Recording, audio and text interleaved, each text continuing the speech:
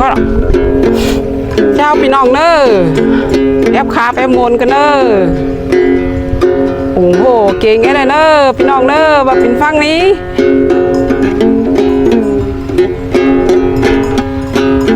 อุ่นเฮเดเยยที่คุมกันเดน้องอะไร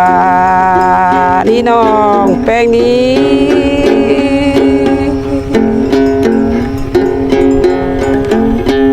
เฮินยังเยย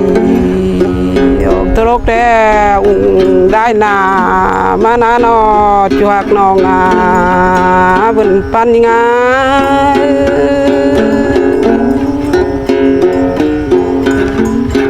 เฮินยังเยยเมื่อไหร่